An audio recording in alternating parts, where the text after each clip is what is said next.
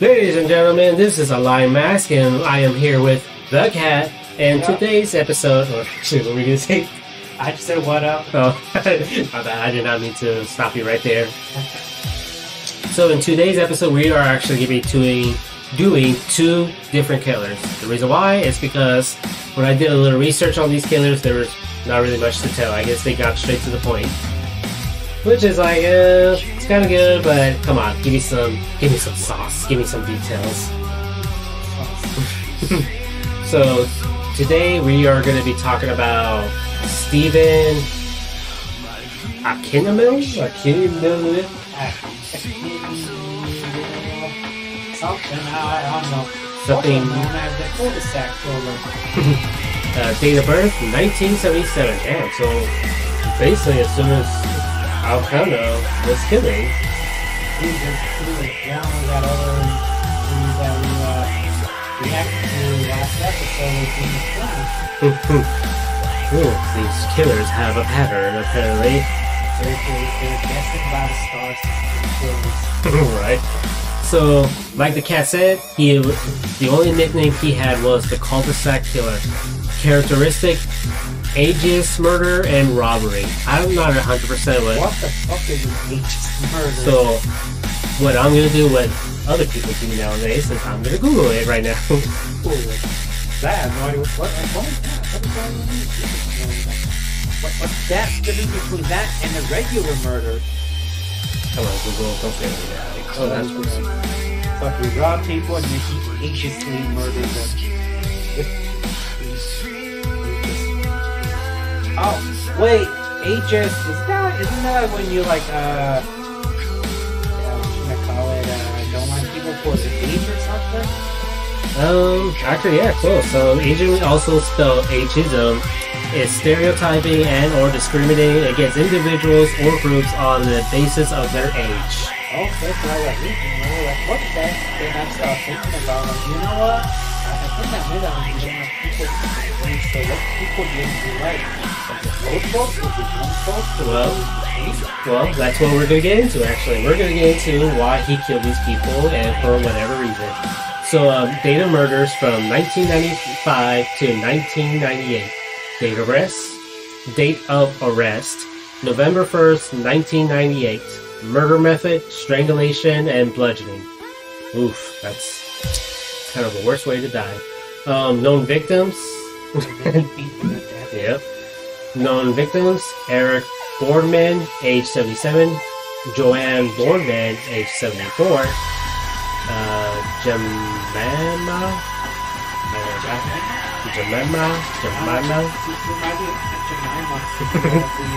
syrup or the packaging.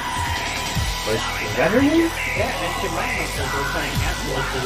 Didn't they cancel it? I have no idea. They canceled the stupid shit, honestly. Yeah, Jemima Cargill. Right. Age 75. Dorothy Harris, age 68. Marjorie Ashton, age 72. Also, this guy hated old folks. That's what made him. Because all of his victims are in the 70s. That's why Dorothy Harris. They were pretty old. That's what it pretty is. old. So, yeah, these things is not really. I wonder what happened. If you're like bad interactions with grandparents or some shit. Or he looks like a real asshole. We'll see. We'll see what happens with that.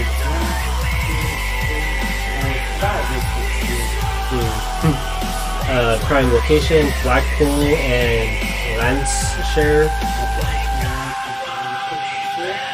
It happened in England, actually. So obviously, you couldn't use a gun because isn't that like banned in England? Citizens are not allowed to have guns. So instead for like you shut each other up or stab each other, that's the English thing. I'm gonna shut you up, son. I didn't even know that, honestly. I'm gonna stab you. Status: committed suicide by hanging. Oh, that's why there's no interviews on this guy, because he committed suicide actually. Oh, he off himself while awaiting trial. Oh, that's right. You can't really say that word. That's why people say they off themselves. So that's another thing we gotta avoid. So we gotta use our words and off themselves. Yeah, we talked, and then that's what happened with every pictures. Can't say that we got like and then, oh yeah, pictures of this, so the video gets taken down. But status, he committed suicide by hanging while incarcerated. Did I say that word again right now? No, you should put a B in there so it doesn't count. Okay. It's suicide. It don't count. While incarcerated or waiting trial, so he didn't want to wait. He just wanted to. Gates wanted to go, like, man, you caught me shit. All right, I'm gonna go. So here's a little background of him. So not a great deal is known about Stephen's early life. His mother was from Isle of Man, and his father was Nigerian. At the age of 6, he moved to the Isle of Man with his mother, and he was raised by both his mother and his grandmother. So if it's called Isle of Man, I would be looking at his mother and his grandmother.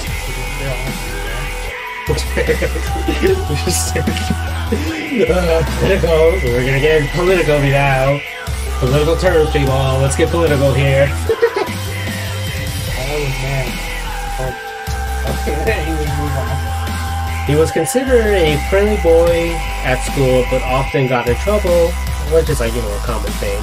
He suffered from some unspecified mental health issue as a child, but there was no mention of any major incidents or concerns.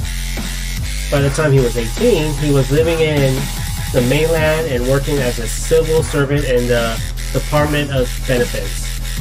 He supplemented his income by working as a barman at a local bar called Remorse. It's kind of like rumor, but it's the British, so they gotta add G in there.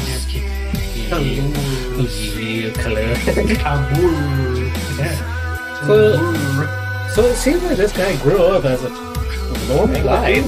Yeah, like it doesn't seem like anything happened to him when he was a kid, unless then again, nobody really interviewed him. But it wasn't really something serious. But he must have been serious enough to do what he did, he just hostile people. I kind of wish he gave in more information. Like maybe something did happen to him. Nobody doesn't want to know, or the mother doesn't want to admit it. So obviously, I believe killers become killers for certain reasons. Nobody doesn't just wake up and say, "Hey, you know what? I feel like killing people." Exactly.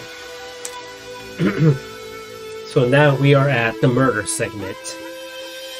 In October of 1998, the bodies of an elderly couple were found murdered in their home in Blackpool. Eric Boardman, age 77, and his wife, Joanne, age 74, were found by their daughter after they had been bashed to death.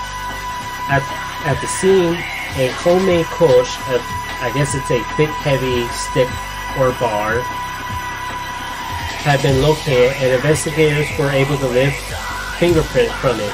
That fingerprint matched Stephen. I mean, I wrote it as his last name, but I can't pronounce his last name. That was Nigerian, so that's why I can't pronounce it. But a thick, heavy stick or a bar. So him, I can't even imagine how he murdered people like that. Kind of like almost like thick and heavy. That's what I imagine. It must have been pretty thick to bash someone's, you said they were kind of bashed. Yeah, by the daughter. I'm assuming that he's something like maybe their spirit killed him, and bones killed him, and that's what that means. Otherwise it's just trees or whatever. So it had to be something heavy and thick to just do this damage. Oh, so it was actually homemade too. I was gonna say, did he grab it from a pop or something? But no, he actually made this himself. Yep, homemade. That's stick. That's homemade. And I'm assuming he wanted to get caught because it seems like he left the weapon at the scene of the crime, and that's how they got his fingerprints. So it seems like he really wanted to get caught. Maybe he wasn't all there in the brain or something. In order to work for the government, because he said he was a civil servant. Since he works for the government, you kind of have to be brain dead. It's all bureaucracy and one thing. doing the same thing over and over again. Right. That's crazy. And then Jemima Cargo, age 75, was suspected to have died in a apartment fire in the same resort the Bormans resided in. Once detectives discovered Stephen had also shared the apartment with Jemima Cargo, however, they determined the case to be another murder rather than an accidental death. So he went in there and set her apartment on fire? Yeah, I guess her apartment got caught on fire, but they suspected it was him. What they, so all these people, they seem like the couple and this lady lived with same apartment complex. I wonder if he just like there was like, I don't know, maybe disputes between them, or I don't know, maybe noise complaints or something else, because that seems kind of personal. You know, if they live in the same area as you and then you're going around them, then that's just like, I don't think you just do that just because you do that because you want to know some bad beef going on. Especially if the pattern is old people. Like, that's what I'm saying, like, something had to happen, specifically with old people, that he had to go through. I'm wondering if you have some bad blood with one grandparent or something. So that's another thing I noticed about Criminal Minds, that these murderers, kidnappers, or whatever, they had a pattern. And the reason why they had patterns is because, hey, this happened, that happened. Something had to happen in order for them to trigger. Where was that? Stephen was also linked to the murder of Dorothy Harris in February of 1996, back in the Isle of Man. Well, before he moved over to the mainland, to Akinmurele or whatever. Yeah, so before he even moved, he did kill another person. So that was probably his first victim right there was Dorothy Harris. It's similar to Jemima, because she too died in a fire at her home. So yeah, that's a pattern right there. Like old people and wanted to burn them alive. That's a pattern right there. He burned it to cover his tracks. Even though initially considered a harassment and was now in the homicide, guessing because of the other incidents that occurred later. Right. So obviously they knew something, even though it looks like an accident. I mean, this is what I'm guessing. It looks like an accident, but it seemed too coincidence that when he's around, there's a fire. Who is an arsonist? I see burn things with fire, it seems. The more investigators look, the more number of potential victims increase. Marjorie Ashton had been strangled to death in her home in 1995, and Stephen could also be linked to his death. So, either dude wanted to be caught or he was just sloppy. You know what it is? I think has to be the majority of the sloppiness, because dude was basically almost, I don't want to say he was everywhere, but he left evidence behind, and he just wanted to be caught. Which is what I'm assuming. Maybe this is like personal, because when you plan like something like this ahead of time, you try not to get caught, but when you just do it as a spur of the moment, when you have somebody and you make mistakes, you just go in and people to death. Maybe the fires were an attempt to like not get caught. Right. After he did that, but you don't know. It's either that, it's to not get caught, or you know, trying to make it look like an accident, but he had a pattern. Old people,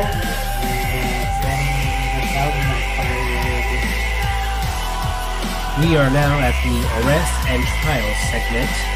So Stephen was arrested and subsequently for some reason right now. Charged with the murders of the Borman, Jeremiah Cargo, and Dorothy Harris. During questioning, it was found that Stephen's demeanor would change quite rapidly. What does that mean? It was found that Stephen's demeanor would change quite rapidly. So he probably was like angry sometime, and then like, I don't know, maybe his mentality wasn't all that there. Yeah, you're right, because that's what it says afterwards. It says He will be polite and quiet 1 minute. He could easily fly into a rage, so terrifying that one of the detectives labeled him one of the most dangerous men I have ever met. So maybe he was bipolar. That was the mental health illness that was undiagnosed or unspecified. He said that on the previous one in his background, he had an unspecified mental health issue as a kid. Maybe he was bipolar, which is never like labeled it as such. Yeah, because if someone is like quiet, polite, and then they just start angry, and scaring the cops even. You know, how angry you gotta be to scare the cops? Well, I was just thinking like whoever that cop was, he was just too easily frightened because cops nowadays, they want to get that reaction out of you. That's the reaction they're trying to hope to get out of you. Gets the jury to get, okay, it was him, he's angry, see? It's him. So yeah, so this guy was probably bipolar or something. Because they also said like, hey, yeah, he had some mental issues, but it's nothing serious. And bipolarism sometimes is like considered not serious. It's like, oh yeah, here, go take your some happy pills. I know this is gonna sound messed up, but in today's society, that basically it. Like psychiatrists, you know, they don't really care. They use medicine and something, right? not only that, but like it's like nowadays people don't even go for a doctor. They just automatically assume like, oh yeah, I'm bipolar. This is the reason why I'm like this is because I'm bipolar. Like, oh, when were you diagnosed? When did you see a doctor? Like, oh, I didn't see a doctor. I just Googled it and yeah, I self-diagnosed. It's like, dude, that's not how it works. You don't just self-diagnose. And for some reason, people are using that as an excuse of their action now. It's like, oh, yeah, I stabbed him, but the thing is, I'm bipolar. Because bipolarism, I guess it's a mental disorder, but... Which it is, but it's like at the same time, it's like, I don't know. I can't really explain it. It is, people try and use it as an excuse to explain your actions when it probably shouldn't. Like, just because you're bipolar doesn't mean you give an excuse to,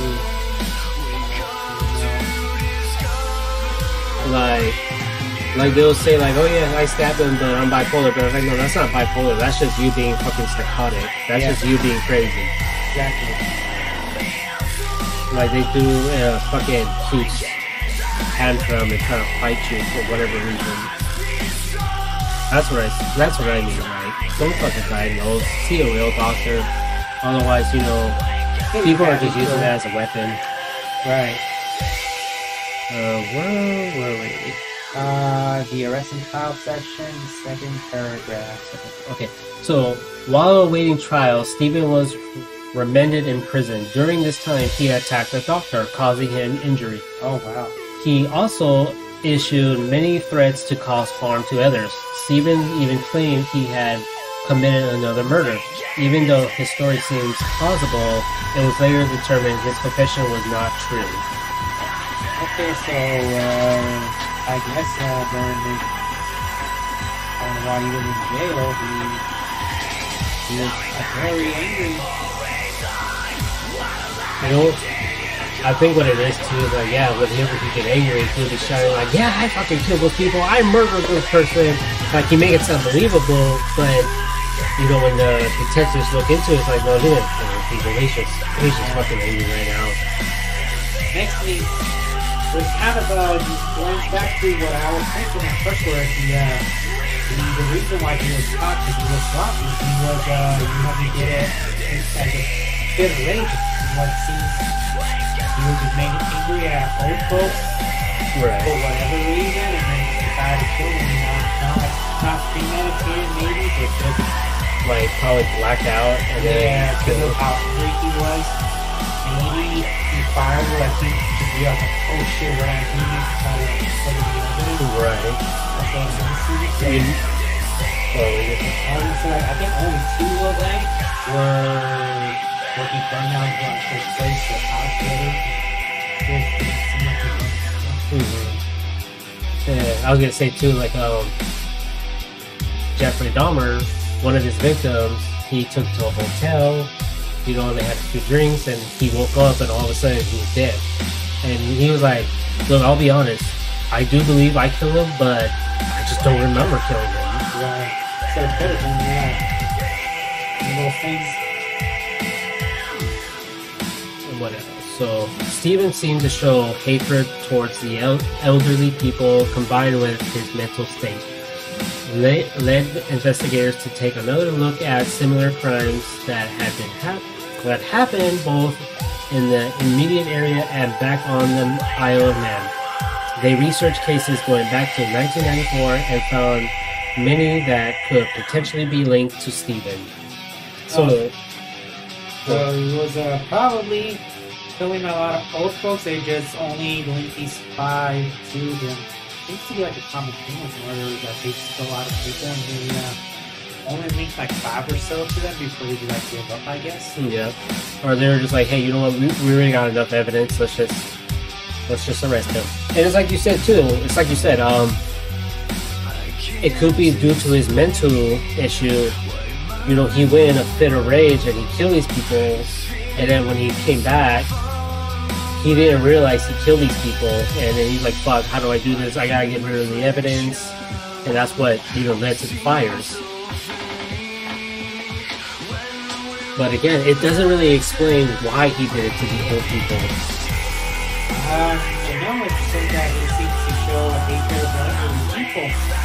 So, he was saying going back to, he was like, as a murderer, they want to stop for reasons, like, something happened to his child. So maybe, like, an old person did something to him, something else. And I mean, all old people. Right. Something you won't know. Because I kind of imagine, like, if this guy had bipolar and he's a murderer, he will target anyone at any age. But no, he specifically went after old people. So this is kind of more personal, so something happened with no person. Somebody has to know, but they just don't want to admit what happened. They just got Catholic. I don't want to think it's guilty because maybe a priest, They didn't really say what religion he was, but those priests. So here we are at the outcome. The outcome of Steven on August 28, 1999. Steven was found hanging in his cell. He had crafted a ligature. Is that how you say that? I have no idea. Ligature from his clothing, which he attached to a window to hang himself. His trial was only weeks away, and he left suicide note. I gotta remember to bleep this out. He left notes on everything. For his mother, which said, "I couldn't take any more of feeling like how I do now, always wanting to kill." Also, he was feeling guilty, I guess, in the end. He does feel guilt. Yeah, which I guess his bipolarism kind of, like we said, so it seems like he would, black out, kill people, and then come back and be like, "Oh, what I do." Right, and he felt guilty about it, so he led a normal life. Something happened to him, and I guess we'll just never know until, later on. Most people, who do all this stuff, like serial killer stuff, most people actually feel guilty, so this actually felt guilty. I don't know, like fucking, what's his name, Alcana? He was trying to sue California for not giving him non-fat food. Like, dude, come on, seriously? Who was the original Karen? As per protocol, an inquest was held. Several issues were brought to the surface regarding the judiciary system. Not only had Steven tried to kill himself twice before, but his girlfriend had also warned the authorities that he was a danger to himself and had stated he did not want to go to trial.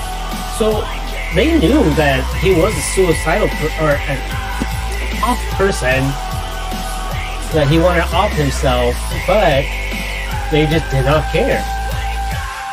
Oh, no, they're probably like, you know what? Save us the trouble having to up them on stage. I wonder, would he have actually gone there, you know, to the death penalty?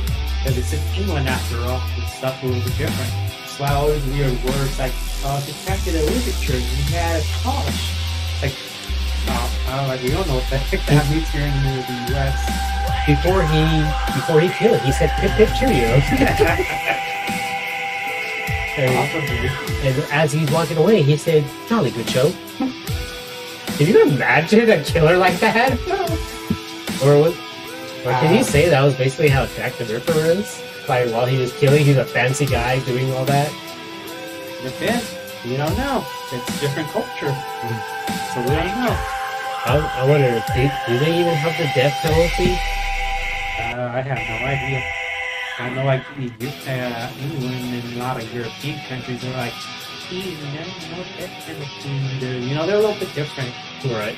Did you know, have you ever heard that, I forgot which Asian group it is, but I shouldn't really say Asian, it could be any group, I don't remember, but there's a certain country that does the death penalty, but what they will do is they won't tell the inmates. They'll just say, all right, you're getting the death penalty, and we're not going to tell you when it's going to happen. Huh. I haven't heard about that, no. Yeah, so basically it's like psychology, torturing the cell inmates, thinking like, wow, this is it, this is the day. No, this is it, this is the day. Yeah, oh yeah, you don't know, like, there's a second shower, you don't be like, oh yeah, it's not computer, you don't...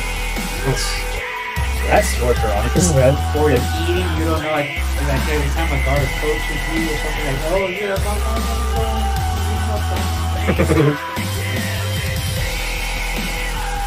That's kind of cool, but also at the same time, you know, if somebody did something as bad to warrant the death penalty, you know. But you gotta also think, like, if this is like fucking, what is it, North Korea, Kim Jong-un, he basically kills anyone for any fucking reason. Oh yeah, so that's like different intentions. And it's places that have considered the reason. So anyone with that reason. And then what's next? Stephen had been interviewed by several specialists, including doctors and forensic psychiatrists. According to the psychologist, Stephen claimed to be haunted by the image of his victims. They were always in his mind. So he does feel guilty. This is honestly a guy who had mental issues. I think he was mostly afraid of going to an insane asylum, because I don't know if this is true, but I heard those places are actually worse than being in jail. Probably. Yeah. Although a lot of people try, get out of life in prison and go to an insane asylum, but then they go and then they kind of regret it. Yeah, they would say like, no, dude, I just want to die. I just want to go to jail. But I don't know if you heard of that, but I have heard like insane asylums are actually worse than jails. Yeah, I've heard that too. Because like you think that, because people think that in the insane asylum, you just there with this like straight jacket on and they let you do whatever you want. Like let you play board games and shit. Yeah, so they think, oh yeah, just go to there. But it's like, no, it's not like that. They have you in these like padded rooms that are all like just blank nothing, and then you're sitting there all day. It's like being in solitary confinement 24/7. That's how what's his name? That drug lord from Mexico. El Chapo, yeah. That's what he's right now. He's here in America, in prison, isolated. Probably lost his fucking mind at this point. Probably. Yeah, like being in an institution is not just, oh yeah, you just be free or whatever. If you're violent person, you're locked up 24/7. It's not a jail cell, but it's almost it. I don't know if you've heard. There's a room. It's called the fire room. Have you ever heard of the fire room? No. Basically, like they have a room and it's literally all the walls are covered in this. So it's super freaking quiet. Like you literally can't hear nothing at all. And people say like, but the only thing you can hear is yourself breathing and your heart beating. And they say if you can last and the people who made that room, they say, hey, if anyone can last an hour, we'll give you $1,000. But people only lasted like 7 minutes. Right, because he started going crazy and Be damn quiet. yeah. He also got like room for like pitch black and the same thing. You can't see anything. And people start going crazy for this music. Alright, and then, so he did have a quote. This is his quote. I can't help the way I feel. What I did was wrong. I know that I feel for them, but it doesn't mean I won't do it again. Huh. So dude's guilty and he's showing remorse, but he'll still do it again? I think I think what it mostly is that if what you said is true, is that, you know, he's bipolar and he gets in a fit of rage, and then when he comes back, he accidentally murders someone. So that's basically a warning, like, dude, I don't want to fucking go out there because I will kill again, and I have no fucking control of it. So that's why he probably off himself, because he didn't want to go back out in society. And he could have got help. Freaking his girlfriend tried to warn him, like, hey guys, keep an eye on him because he tried to off himself several times. Right. But unfortunately, you know how these things are like. What always makes me about all these things when something happens, like, the authorities always knew something was up, but they just don't do shit about it. Like, they're really, like, I don't understand how, like, you know, you say here in the US, you know, you got like a shooter who does something like, oh yeah, the cops who knew about it, they were looking at him for this, something like, you didn't do shit about it. there's a lot of conspiracy thinking about that. Like, the one I can think of, what's that fucking guy's name? The one with the weird voice. He made a podcast about the government is putting chemicals in water to make the freaking frogs gay. Yeah, he made a video. I honestly thought he was a comedic. I thought that was just like a comedy sketch he did, but people told me like, no, that was real. He honestly believed that. I was like, no. Like, that can't be real. That's gotta be like so like. No, I mean, I was laughing when he's like, they're turning the freaking frogs gay. I was like, oh, that's pretty funny. They're turning the frogs gay. Like, no, he was being dead serious about it. Like, oh yeah, that dude got sued because he was saying that Sandy Hook was conspiracy or something or a hoax. Yeah, I don't understand what the hell this problem was. Like, dude, there's a lot of evidence this shit was real. You've seen the families. You've seen the school. This shit is real. Yeah, dude, so he got sued now. He got paid and shit. See, I would not go that far. I would not fucking, like, I am planning to do some conspiracy videos, but not with shit like that. That's just too much. UFO and stuff? Oh yeah, look at the UFO. The president is a lizard. Yeah, all the lizard people are running the world, man. We're gonna review it up. Up is down, left is right. Canada's not a real country. Australia's upside down. How do you feel, Australians walking around upside down? The earth is flat. I honestly don't believe that. I honestly think the world is round. And you know, you got these flat earthers like, explain this, explain that, explain why we can't go over the Arctic. It's like, maybe they don't want you because they don't want you to freeze to death out there. Probably, I mean, the same reason why, you know, people climb Mount Everest. If you have a medical problem up there, yeah, good luck, you're going to die because they ain't going to rescue you up there. Right. They can't fly up there. Alright, so moving back to the podcast of serial killers, we are now going to do a segment on Charles Albright. I know we always get sidetracked, but hey, that's why I always try to, you know, get this back on track. Yep. So, date of birth, August 10th, 1933. Nicknames, the Dallas Ripper, the Dallas Slasher, and the Eyeball Killer. We got Captain Ripper, you got competition. Who's Dallas Ripper? They need to find out who he was, huh? Jack the Ripper? What if he was a female? That's why they could never find him. I think there's some people that are saying that what the thing I saw at the Joe Rogan where that actually was a female, maybe possibly. Because, you know, back then people were like super sexist and they're like, oh no, men are the type of men are the ones who think we are men, we are powerful. you know, they're so freaking determined. Men are the best.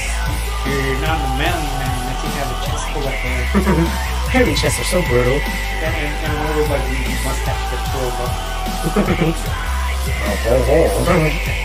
Alright, so characteristics: removal of victim's eye. So that's basically why he was called the eyeball killer.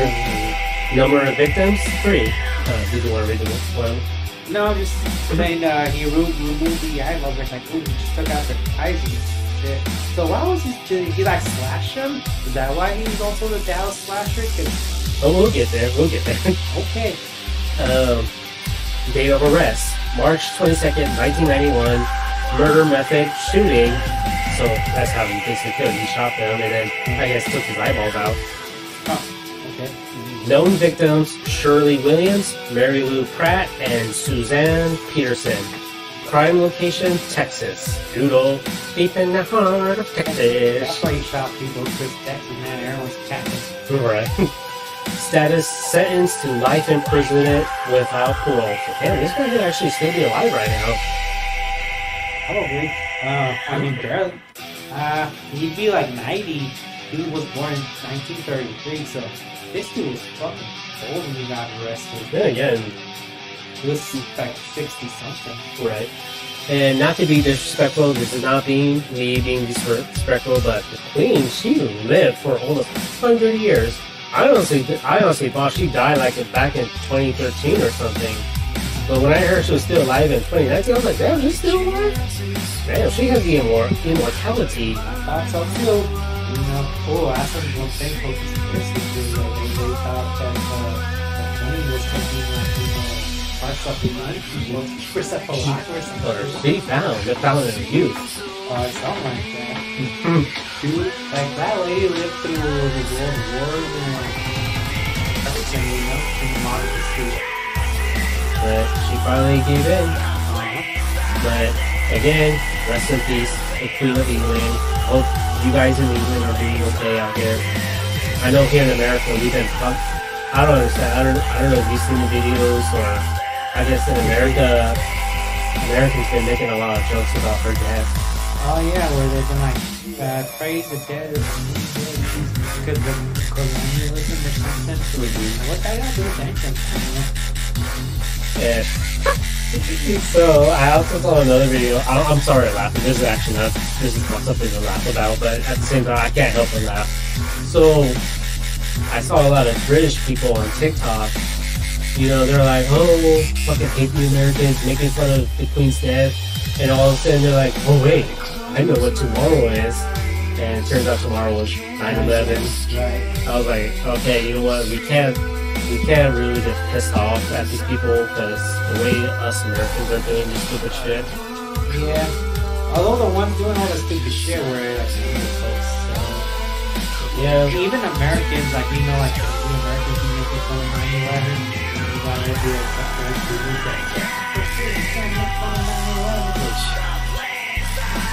Well, people these days. So we are now at the background segment. So here's a little background to Charles Albright. Albright was adopted by Fred and Dale Albright after they discovered him in an orphanage.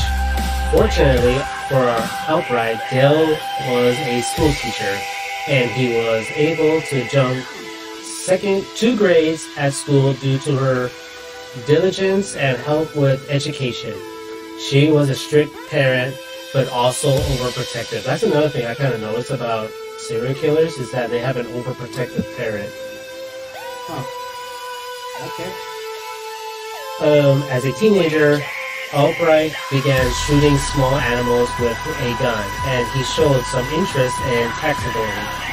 That was actually what was Jeffrey Dahmer's one of his too. He was like, really interested in taxidermy. That's when you pet animals, right? Like little figurines or whatever. I want to say like when he was a teenager, he would shoot small animals. Yeah, it's kind of a sign of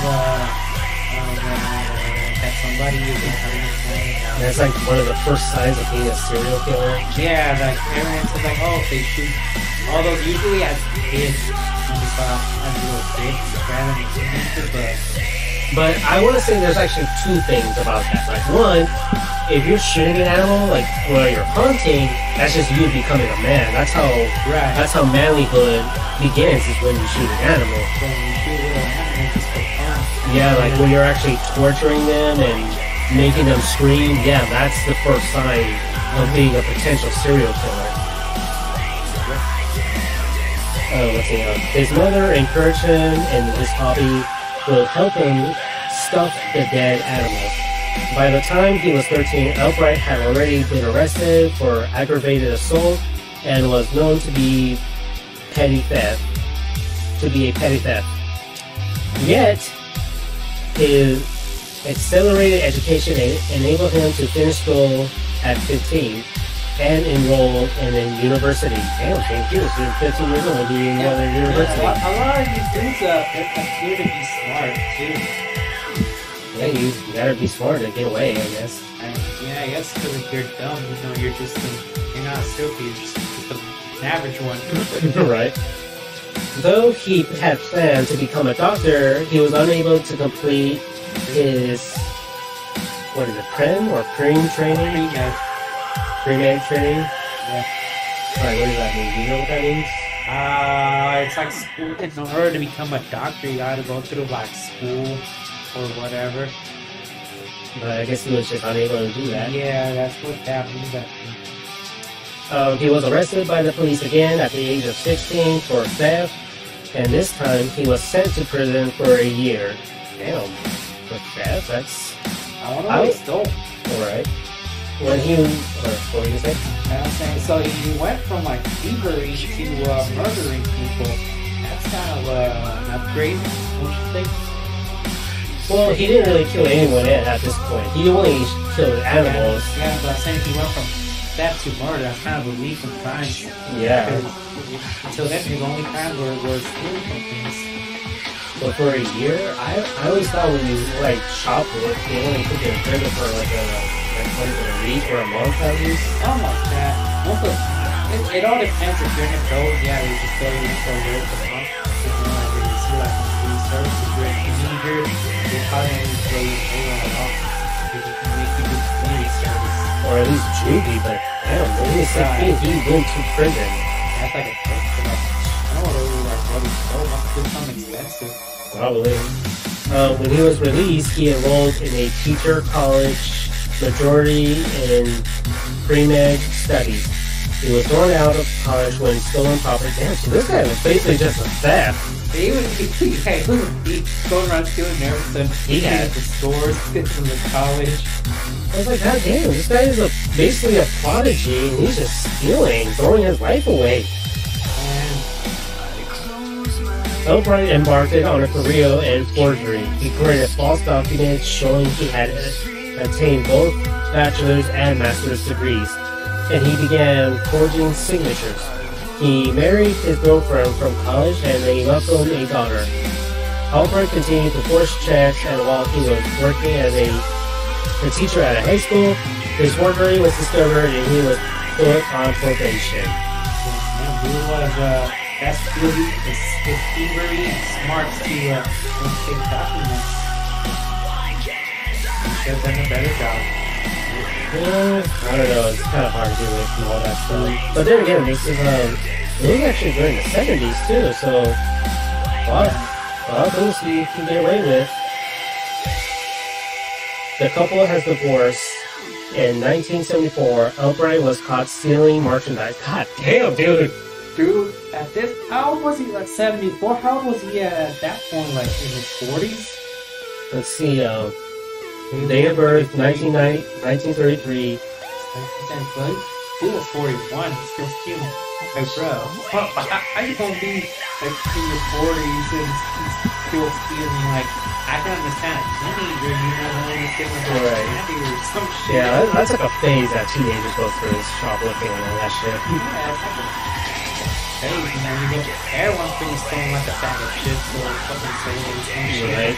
But this guy, man, he just can't help himself. stealing merchandise from a hardware store worth hundreds of dollars and was sent to prison again, this time for 2 years. He was released after serving only 6 months, so he didn't really do full 2 years. They were like, right after 6 months, just get the hell out of here, man.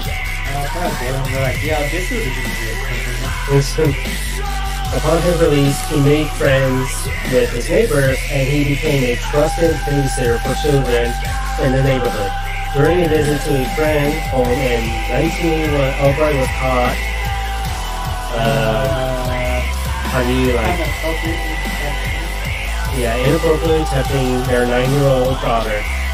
He pleaded guilty and was placed on probation. Albright later said he wasn't guilty, but had said he was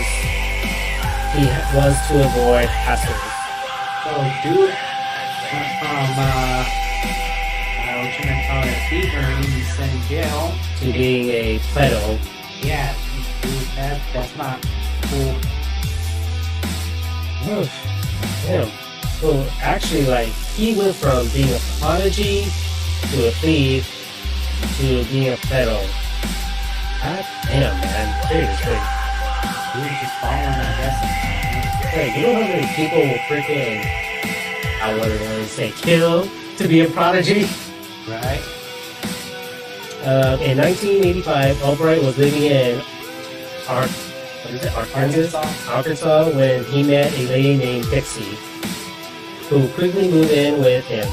Dixie was supporting him and paying the bill. Albright would deliver newspapers. Damn, wait, this guy's like in his 40s and he was delivering papers? No, but he also had the glide because he had a woman supporting him and paying the bills.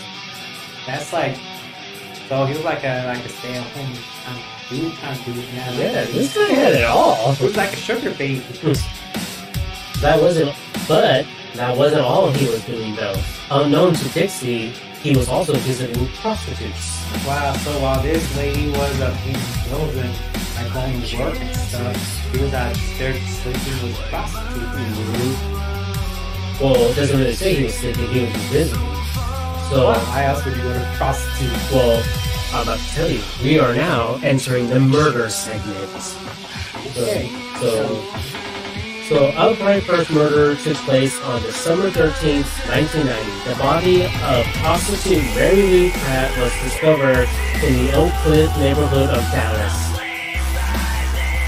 When the medical examiner lifted her eyelids, they discovered that both of her eyes had been removed and taken from the scene. Oh, yeah, so he was going to prostitute, but instead of just visiting, he was killing them. Exactly, so he was just killing prostitutes and removing their eyeballs.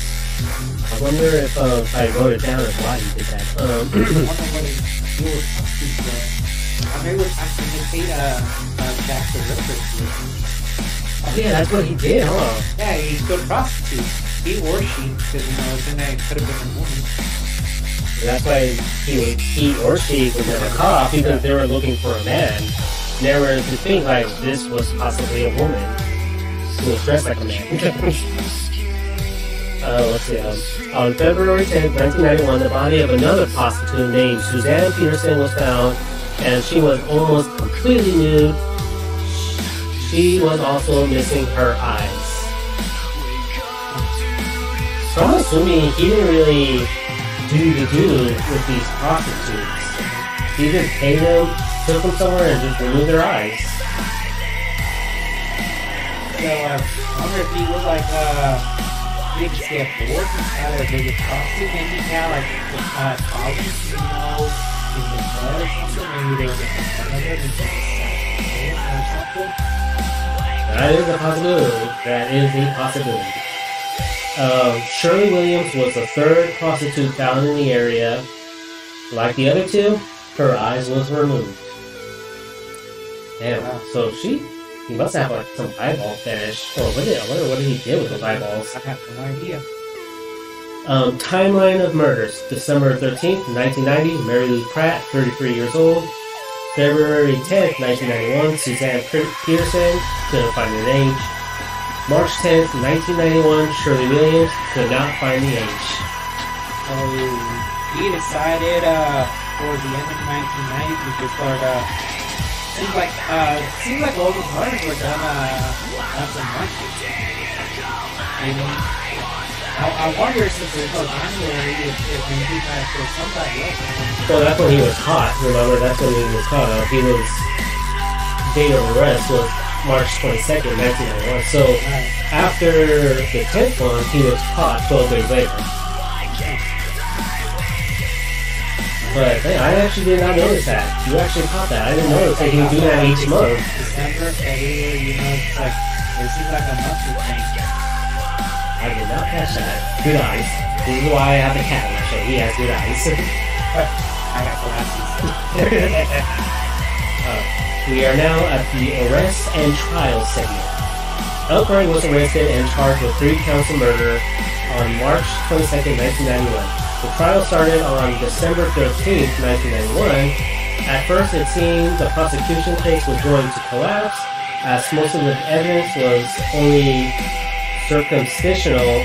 However, there was strong forensic evidence, as hairs from the murder scene of Shirley Williams were matched to Albright. We left Kirby time, I guess. Yeah, only to Shirley Williams. So he almost got away. Almost. He almost got away because there was no evidence until that happened.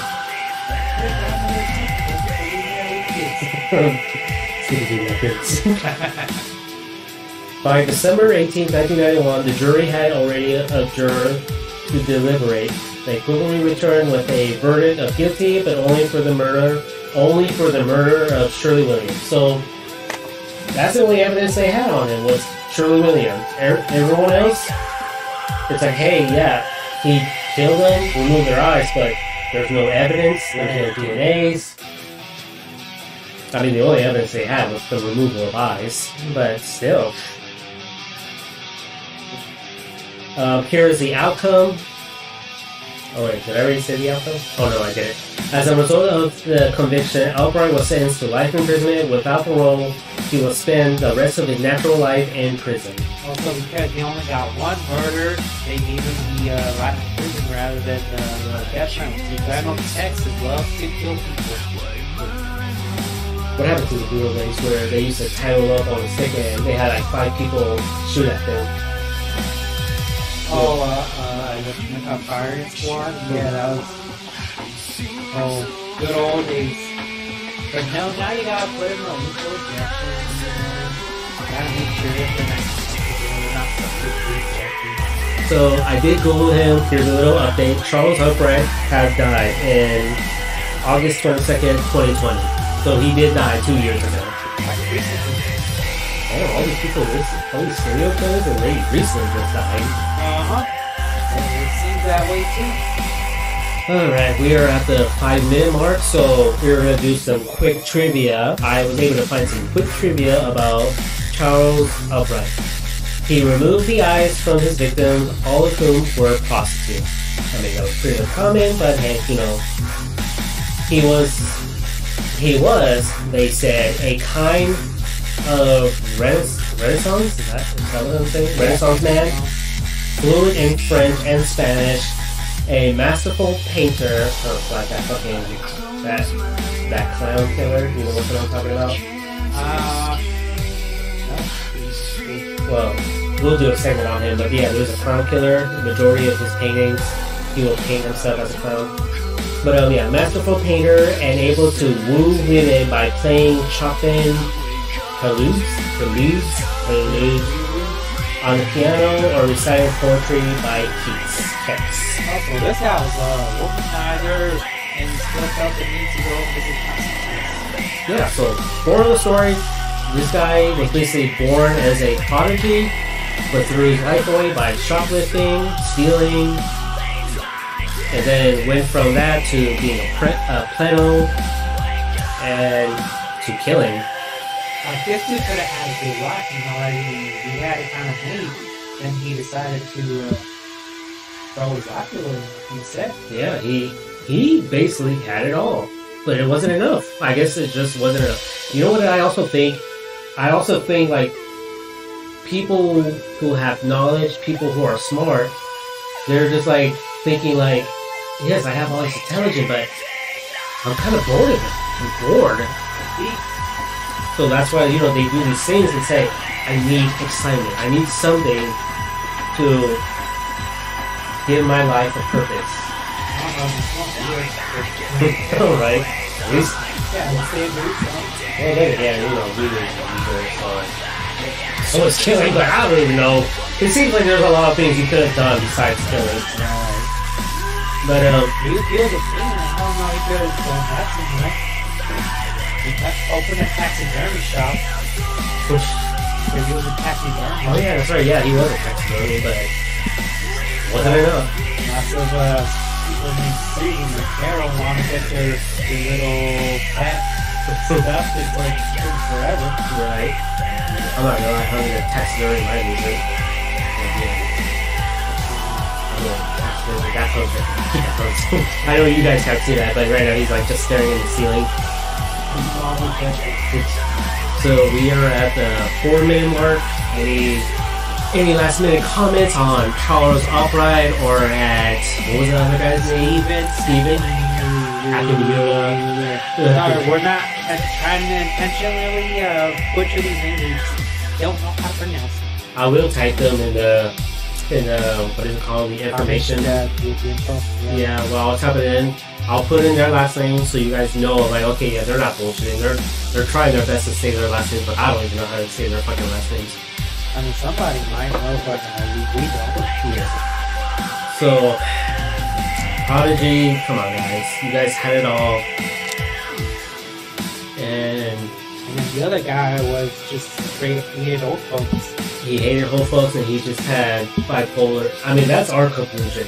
It doesn't say that's what it is, but our conclusion is that he was bipolar. Yeah, he was bipolar, and don't say it, but based on the description of how he would just be quiet, calm, polite in 1 second, and go in a rage, we assume that's bipolarism. And he did feel guilty. He did feel bad for the killings he did, and that's why he tried. That's what that quote was about too. He was like, "Dude, I'm not gonna lie. I feel bad. I feel horrible. Their death is completely haunting me, but I'm not gonna stop." And that's why he Yeah. off himself. But anything else? We got like 2 minutes left. No, this is pretty interesting. I had no idea who these people were until today. It's my first time. I'm not into like serial killers or anything like that. I've been watching like cartoons and shit. Right. Honestly, I didn't know about them, and like I said in my other videos, I have a book of over 100 different killers. So we got like a lot of killers to go through. Oh yeah. But until then, this is ALine Mask. This is the cat. And I hope you guys enjoy this video. And until then, I see you guys in another time. Peace out, people.